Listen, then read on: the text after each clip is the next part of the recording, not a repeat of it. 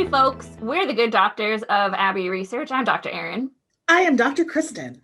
You are all very welcome to our YouTube channel and our continuing coverage of Netflix's Bridgerton. We are up to episode 5, The Duke and I, which is effectively Daphne and Simon dance around each other for an hour and then have the sex at the end. But lots of other interesting things happen, so we'll break them down as we go along. But real quick recap, aside from the Daphne and Simon of it all, Penelope and Eloise still on the outs, not great. Eloise eventually gets tasked by the Queen to find out who Lady Whistledown is, so that becomes a plot point for the rest of the show.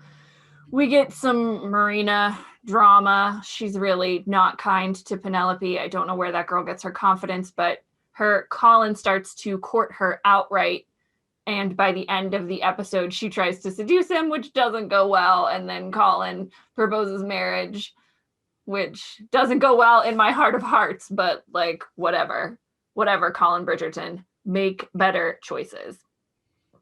And we get an interesting storyline development with our dear Benedict, who is trying to find himself as an artist, shows up to his friend Granville's house for a night of debauchery. I mean, there's no other word for what happens. There's no other word for it. We mean debauchery without any judgment. With no judgment whatsoever. Many of those things are like tropes that he sees, like tropes when we say debauchery, like this is how people show debauchery on television. Yeah. But everyone looked like they were having a great time. It looked like a night of revelry, perhaps we should say. Revelry and a whole lot of sex in whatever way, shape, or form you felt like it. And so all forms. So Colin ends up meeting Madame Delacroix and getting it on with her. Ends up meeting Benedict. Confusing Bridgerton brothers. Benedict meeting Madame Delacroix, engaging in some revelry with her and another lovely lady. But he also, in an attempt to find a private space in which to have that revelry, sees his friend Granville in the middle of having sex with a man. And our Benedict is shocked. And at the time, my guess is not as much that he's shocked that the gay sex is happening, as much as that his friend is married. Yeah. That's going to be my guess, simply because in the history of LGBT England, like he would have seen this kind of stuff at school. Like there's a lot of history of male like physical encounters. And there's a couple history books that we'll link to in the show notes that really explore what same-sex sex acts and relationships and everything kind of looked like during Regency England. So my guess is like his propriety is ticked. Like, you're married, are you like he might think that he walked in on a cheating scene. He could be a raging homophobe, but I'll tell you right now, they have not coded him as such. And so my guess is the propriety aspect of it all, especially because that's one of the major questions he will eventually ask him. Yeah, it's hard to know where they're going with Benedict in this, and in our diversity conversation that we had separately, we talked about the idea of queer coding, where, you know, giving the character certain behaviors that people would interpret that person as queer or curious, and whether or not Benedict is queer baiting, which is, you know, queer coding someone and then not following through on that storyline. We're not sure, because we haven't seen a resolution definitively to Benedict, and we won't in this season or probably the next. There's certainly some queer coding going on. By the end of this episode, he runs into Granville at the wedding, realizes that the other woman he was having sex with, aside from Madame Delacroix, was Granville's wife. And then when Granville says, you know, like, we should talk about what happened the other night, and Benedict's like, what happened? Nothing happened. So I think you're interpreting that correctly, in that he's more confused about, like, how does it work? Marital relations? How does it work that you have a wife if you're also sleeping with a man? Yeah. And like the conversation that we get later in this season, spoiler alert, folks, but the show's been out for a couple episodes. It is more about like, and the man he's having sex with, and what about when that guy, I don't remember his name, marries? Like, will his wife be in on it too? Like, yeah, it's not about the mechanics of it's like, not about the like, what do you mean you're attracted to men? Yeah, exactly. Where do things fit? Many of my same-sex friends have had that question, so to which we say the Google exists. The Google exists. Yeah, so it's an important storyline, even though it's not given a lot of time in this episode necessarily, but we wanted to make sure that we talked about it, because it does set up a series of questions for Benedict moving forward. And as we've discussed in previous episodes, we're more than happy for the Bridgerton TV folks to change whatever they want about Benedict's romance, because it's not a favorite.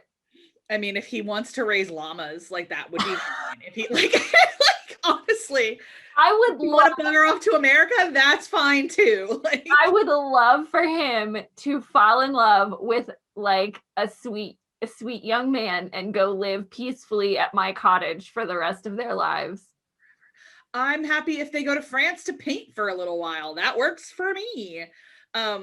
I have more this tells you something. I have more emotional connection to my cottage, which is Benedict's like country home, than I do to his future bride.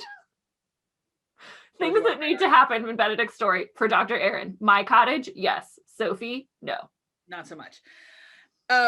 So there's a whole thing in this episode still about Anthony not understanding that he can't marry Sienna, and y'all, we don't care. Don't give a flying fig. The transition story into talking about Daphne and Simon, which we will at length, don't worry, is the story with the Queen and the King. Yes, it's so good, y'all. So for anyone who is not aware, King George III had syphilis. And syphilis, when it goes untreated, eats your brain. And a lot of people that now we understand what syphilis does to people's bodies and brains can look back into history and say, oh, this might have been what happened. Of course, we can't definitively know if he had dementia on top of this as well, but we know that his brain was very broken and was shredding slowly through most of his adulthood. Yes, if any of you have seen Hamilton, same King George.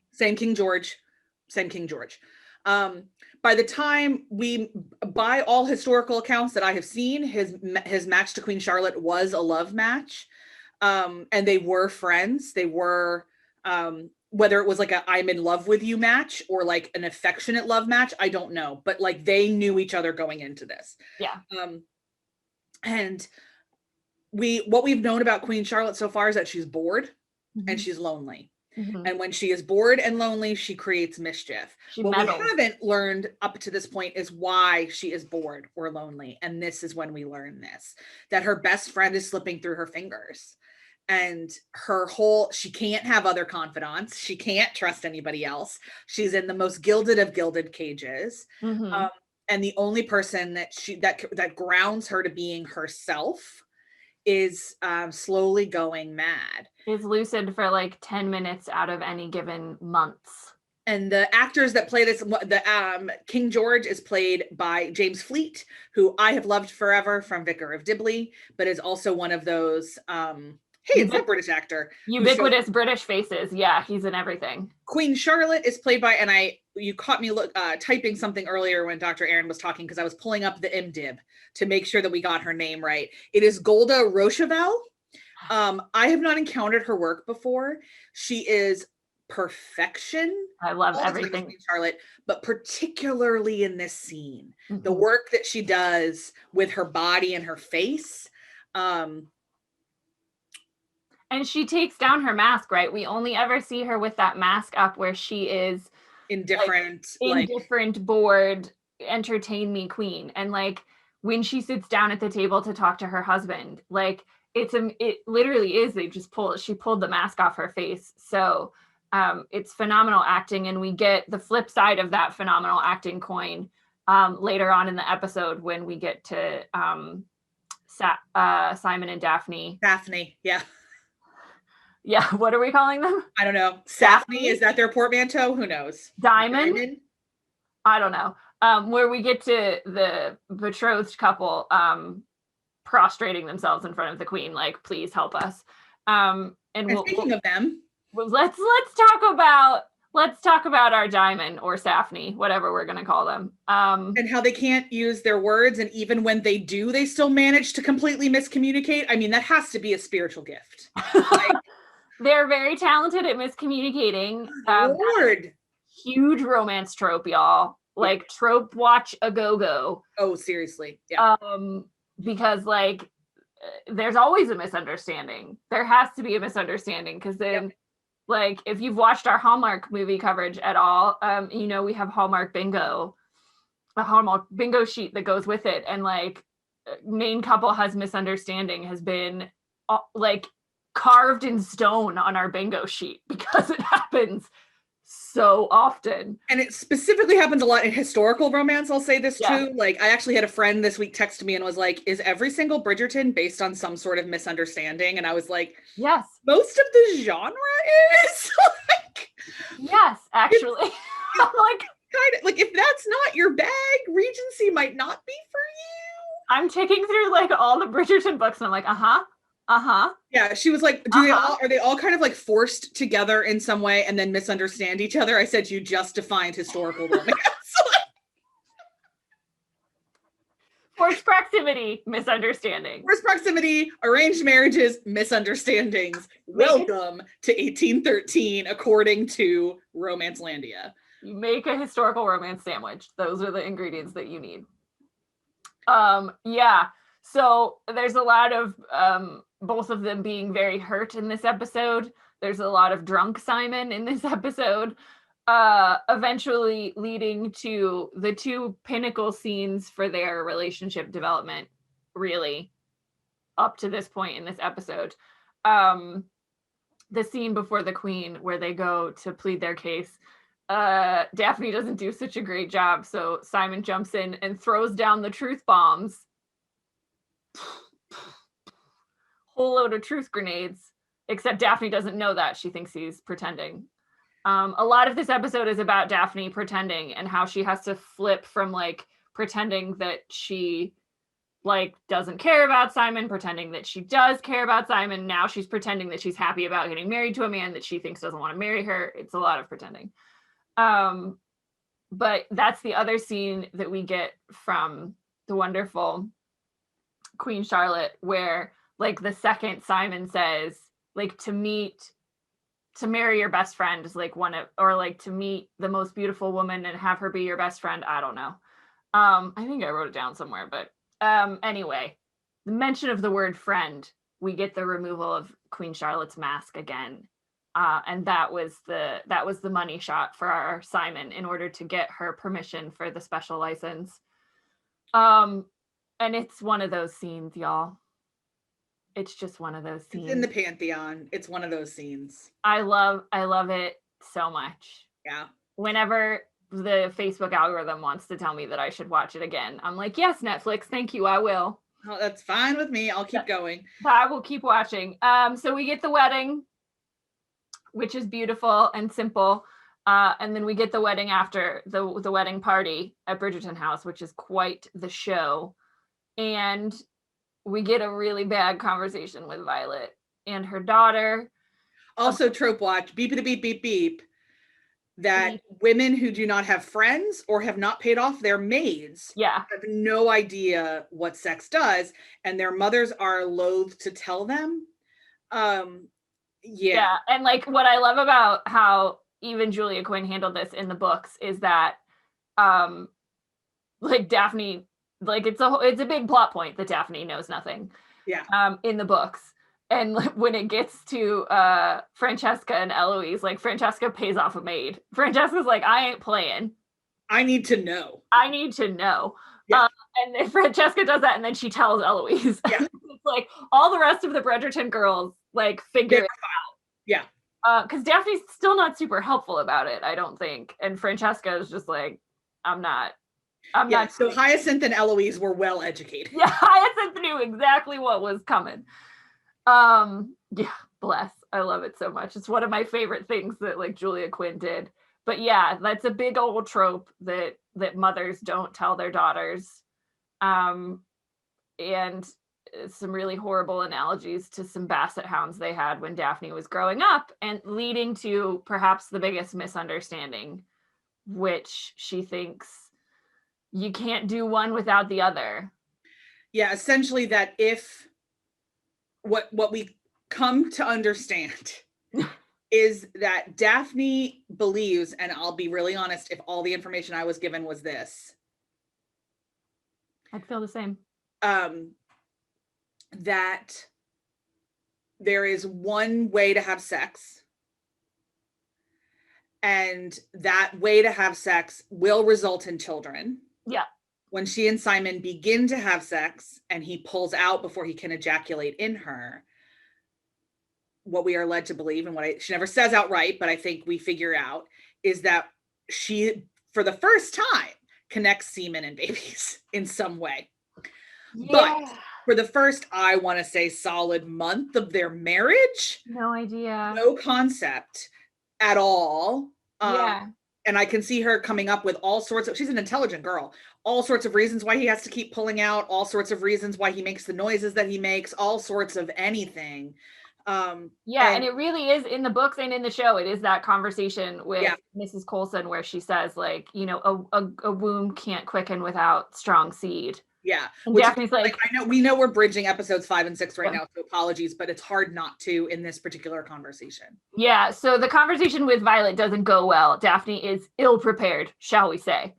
And then she finds out that they're not even going to go to Cliveden for the wedding night. They're going to stop at an inn. And we get some strategic pacing, both Daphne and Simon, when Daphne realizes not only is she sleeping in an inn, she's sleeping in her own room. And she's had it. And she confronts Simon. We get another fantastic scene of miscommunication between the two of them, where they all eventually lay themselves bare, emotionally and then physically, at the end. And I really like that scene. I think Phoebe Dynevor does a lot of great stuff in it. I think Regé-Jean Page does a lot of great stuff in it. And I love the two of them together. They literally like burn on the screen. Like, why do you think I followed you into the garden? Why do you think I went into the garden? Why do you think I went into the garden? Done. Incinerate clothes now. I love every little bit that he is as scared of this as she is. Yeah. He is terrified of her in a way that I love my romance heroes to be terrified of the women they love. Like, I love that. That's one of my things. I love books or stories in which a man who thinks he has it all together, all figured out, brought to his knees by someone he loves. Yeah. I just always here for those stories. This episode, by the way, is called The Duke and I, which we should say is the title of the first book. Yeah. And it is, in a lot of ways, I think it was completely appropriate for them to name this episode this, because this is, first of all, it's when Daphne becomes a duchess. But second of all, it's when she really has to navigate her emotions and her body with him in a way that she didn't prior to this. Yeah. Now that they're allowed to be alone together, they're actually encouraged to be alone together. And he still chooses to not be alone with her, and how she kind of crosses those boundaries and everything else once she does. Yeah. And then, I mean, they consummate their marriage everywhere humanly possible. Yeah. But one of the things that we wanted to bring up, an important distinction between this scene in the book and this scene in the show that we think does a bit of a disservice to Daphne's story arc, is the scene in the book takes place in an inn, and Daphne confronts him and is like, what do you mean we're not going to have a wedding night? I think there's some like plot twist where like there was only one room and it only has one bed or something. And so Simon's really uncomfortable and Daphne's like, but aren't we going to have a wedding night? Yeah. And in this conversation that in the book is really important, because it's where Simon realizes that Daphne knows sweet all about sex, like the mechanics of it. And she assumes that they can't have sex because he can't have kids. And he's like, oh, no, girl. We can do a lot of things. And so this sets up for Daphne this betrayal of Simon, because he's the one that teaches her what her mother didn't teach her. And he only teaches her enough so that they can have lots of sex everywhere in episode 6, or later in the book. And so I think watching the show, I was like, as people who don't know the books aren't going to understand why Daphne is that upset. Yeah. And why she feels so betrayed. We set it up a little bit in the fact that like he's who teaches her about masturbation. Like, yeah. If you can connect those things, that Simon is the only one who has ever talked to her about her body in a way that she understood it. Yeah. Then perhaps you can connect those dots. But Julia Quinn in the book is very clear in the timeline of this, how this works. And we'll get more into the differences between the book and the show in episode 6. Yeah. And I think it's so important for building that trust between the two of them. Yeah. That is so fragile. Yep. But is so important. And then Daphne feels utterly betrayed by that trust. Mm-hmm. Because, and like, you know, we get this a bit in the scene, in both the book and in episode 6, but she's really embarrassed. And were you laughing at me? Like, were you making fun of me? Like, it's very painful for her. And I don't think because we don't get the setup in 5, yeah. We don't get as much of the follow through in 6, which we'll get into next week. But there was a lot happening in this scene, and, you know, orgasms a go-go for everybody. And what a note to end on. And those orgasms will continue in episode 6, and we'll see you next week for a discussion about them. Bye, everybody.